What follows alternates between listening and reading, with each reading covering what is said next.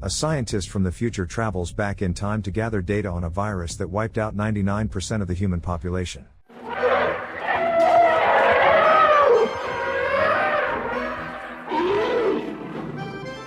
In an airport, a terrified boy watches a man being killed. The boy sees a blonde woman rushing toward the dead man. Later, the man wakes up in a cell, hearing a female voice announce a list of selected volunteers, and his number is called. A neighboring inmate speculates that he might get a pardon, but the man isn't convinced. As he prepares to leave, he uses a special hook device to escape through the cell roof. In a special room, he puts on a spacesuit, following the instructions that it must be completely sealed for safety. If the suit is compromised, there's no coming back. After being thoroughly disinfected, he opens the hatch and finds himself on a desolate, ruined surface. He starts collecting insects in containers. Suddenly, he hears a roar and sees a bear, but the bear just walks away. He continues gathering samples and enters an old shopping mall. After collecting what he needs, he starts heading back and notices a message in the snow. Brushing it off, he sees a red emblem and the words "We did it." Looking up, he spots a lion on the roof of a building. Back at the base, he's cleaned, disinfected, and his blood is analyzed. Guards then bring him to a group of scientists who ask him to sit in a chair that resembles an electric chair. As soon as he sits, his hands are shackled, and the chair lifts him up.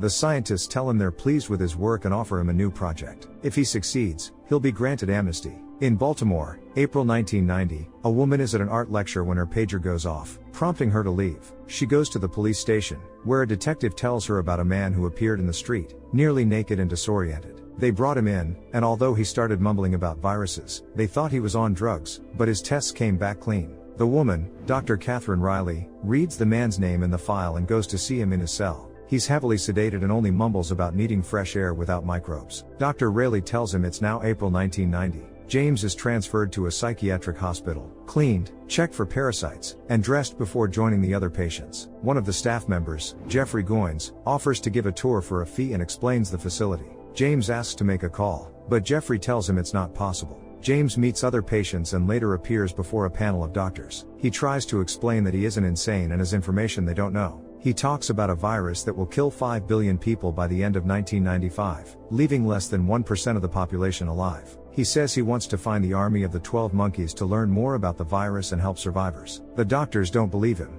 James then asks to leave a message for the future to prove he was sent to the wrong time. Reluctantly, they agree. James dials the number, but a woman with children answers, and she has no idea what he's talking about. Catherine tries to find out where James is from, but he gets agitated. The number is for 1996, so it doesn't work. James dreams again of the airport, the murdered man, and the blonde woman. He wakes up in the ward and waits for the staff to leave. He examines the window, but Jeffrey from the neighboring bed tells him it's barred and won't open.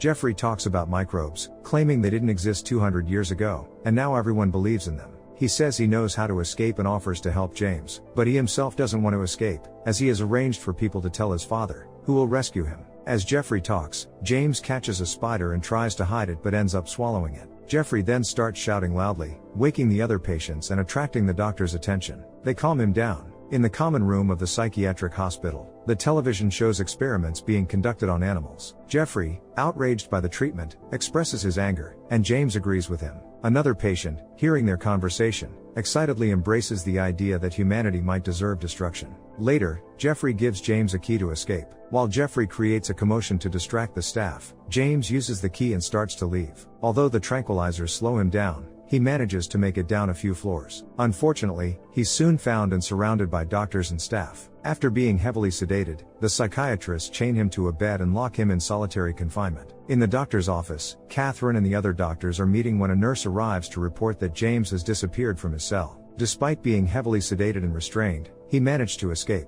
James dreams again of the airport and wakes up hearing a strange voice calling him Bob and asking if he has learned anything about the army of the 12 monkeys. James responds that he was sent to the wrong year. At that moment, a guard comes in and takes him to meet with the panel of scientists. The scientists play a recording and ask James if he left a message for them. He denies knowing anything about it and insists he couldn't have left the message. He repeats that he was sent to the wrong year and ended up in a psychiatric hospital. The doctors then show him a sign and photos of various people, asking if he recognizes anyone. James spots Jeffrey Goins in one of the photos, and the scientists decide to send James back to the past. James wakes up amidst military conflict, surrounded by people speaking an unfamiliar language. He hears familiar speech and sees Jose, a former prison mate, who asks for help. James tries to crawl towards him but is shot in the leg and then time travels again.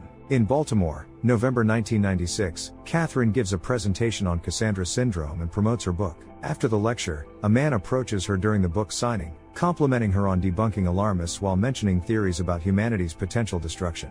Catherine dismisses his comments. Later, as Catherine heads to her car, a man grabs her from behind and forces her into the vehicle. Thinking it's a robbery, she offers him everything she has, but he demands they drive to Philadelphia. Catherine realizes the man is James Cole, who escaped from the hospital 6 years ago. She assumes he has been stalking her, but James denies it and shows her a poster of her lecture. He explains that he came to her because she promised to help, and they need to go to Philadelphia because he believes the army of the 12 monkeys is there, not in Baltimore. While driving, James asks to turn on the radio. A song he likes plays, and his behavior unsettles Catherine. During breaks between songs, the news reports a missing boy who might be alive and trapped in a well. At Catherine's home, her parents give statements to the police. On their answering machine, they hear a message from the boy stating that James Cole has returned and is looking for Catherine. At a hotel, James sleeps and dreams again of the airport. When he wakes up, he finds Catherine tied up on the adjacent bed, visibly scared. He tells her she appeared in his dream, though with a different hairstyle. Catherine asks about the dream and pleads to be untied, but James refuses, takes her money, and heads to a vending machine.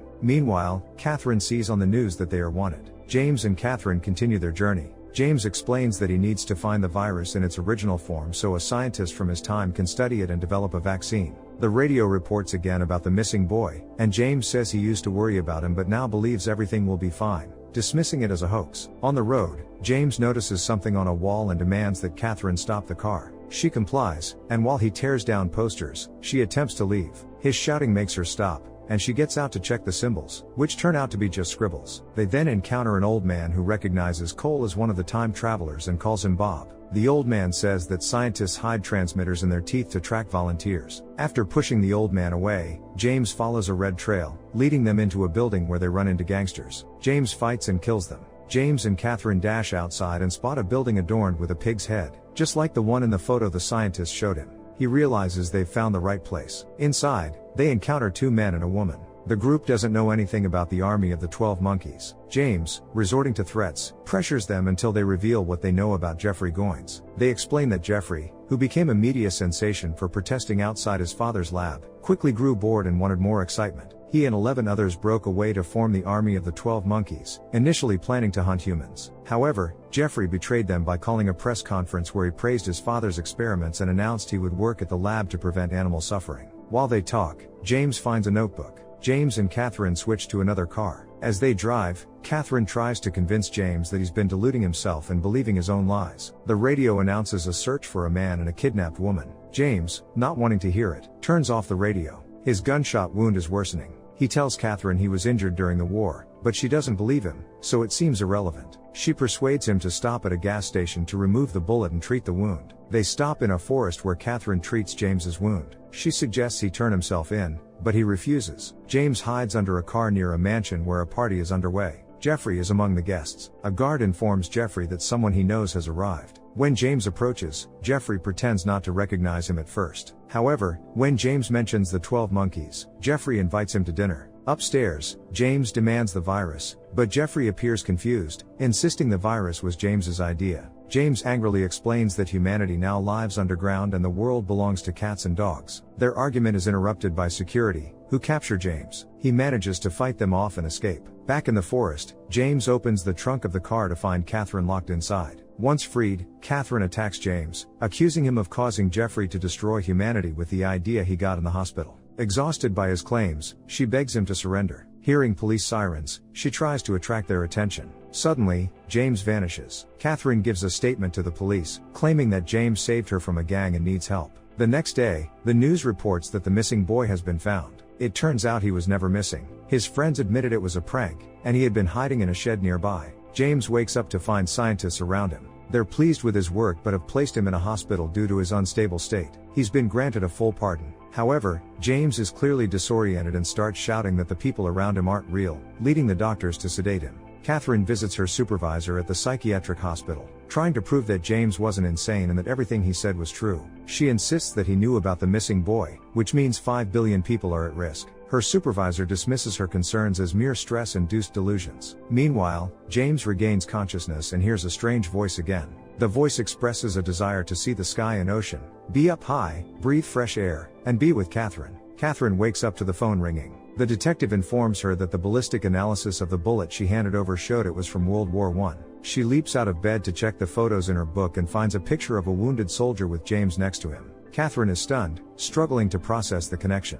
James is once again before the Council of Scientists, requesting to go back to 1996 to complete his mission. Catherine calls Dr. Goines to ask about the Army of the 12 Monkeys. He denies knowing anything about it and reassures her that she's worrying unnecessarily. He's the only one handling dangerous microorganisms. After the call, Goines instructs his assistant to increase security at the lab and assigns Peters to manage it. The Council of Scientists briefs James on his mission. They inform him that the first symptoms of the virus were recorded in Philadelphia on December 13, 1996, suggesting that's when the virus was released. It then spread to San Francisco, New Orleans, Rio de Janeiro, Rome, Kinshasa, Karachi, Bangkok, and Beijing. Catherine returns to the Army of the 12 Monkeys office. She requests to be let in, but Jeffrey and his team, who appear to be preparing for something, refuse to open the door. Realizing she won't get in, Catherine starts writing on the office wall with spray paint. Suddenly, she hears a voice calling her name and turns to see James. He's clearly disoriented, and Catherine leads him away from the police. Inside the office, a member of Jeffrey's team worries that Jeffrey may have shared their plans with Catherine.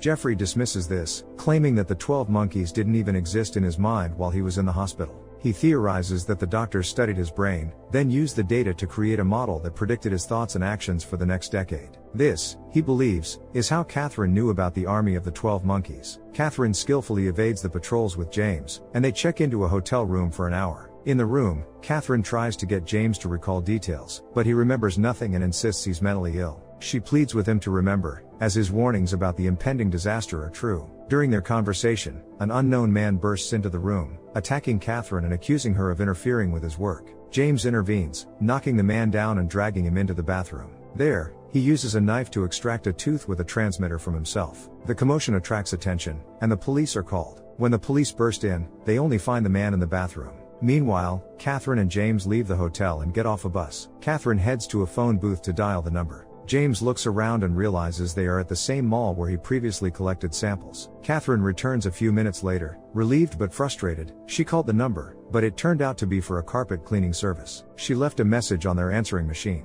As James recounts the message, he starts finishing her sentences, even though he was too far away to hear. He confirms that he heard it in his own time. They hide from the police, then go into a store to buy clothes and wigs. A van arrives at the building, and Jeffrey's team unloads a large bundle. Jeffrey drags his father into the vehicle. His father recognizes him but realizes it's too late, they won't make it to his lab. Moreover, he's now convinced that Jeffrey is truly insane. Catherine and James are sitting in a movie theater. Catherine's putting makeup on James, and he's puzzled, asking why she's doing this. She tells him that everything will make sense in a couple of weeks, and if she's wrong, they'll turn themselves into the police. Jeffrey and his team have just arrived at the zoo. James dreams again about the airport. When he wakes up, he realizes he's dozed off in the theater and Catherine is missing. Panicked, he searches for her and finds her in the lobby. She's now a blonde and has booked tickets to the beach. Seeing her, James tells her she's always been a part of his dreams. The next morning, all the zoo animals are roaming freely in the city. James and Catherine are in a taxi when the driver mentions the latest stunt by the Army of the 12 Monkeys. They released all the zoo animals and locked Dr. Goines in a cage. Jeffrey was with them. James feels a wave of relief, realizing they aren't involved with the virus. At the airport, police officers are handing out fugitive portraits to the staff. James and Catherine arrive, and James recognizes the place from his dream. He says he was here about a week before the outbreak began. Catherine tells him to stay calm or they'll get arrested. She suggests they meet by the newspaper kiosk while she gets the tickets. James agrees, but first heads to the payphones to leave a message. He says the Army of the 12 Monkeys isn't responsible. Someone else released the virus, and he's completed his mission and isn't coming back. At the ticket counter, a man is buying tickets to several cities: San Francisco, New Orleans, Rio de Janeiro, Rome, Kinshasa, Karachi, Bangkok, and Beijing. The clerk is surprised by the long list, but the man just says it's for work. James goes to the restroom to fix his peeling mustache and hears a strange voice telling him he mustn't stay in this time. He bursts into a stall, thinking the voice's owner is there, but only a frightened man runs out, confused about what James wants. Outside the restroom, Jose approaches James and hands him a gun. He says James is a hero, his message was heard, and events have been restored. James has to finish the job by killing the culprit. Catherine waits by the newspaper kiosk and spots a magazine cover with a photo of Dr. Goines and his assistant, Peters. She suddenly puts everything together. Jose tries to convince James to go through with his mission,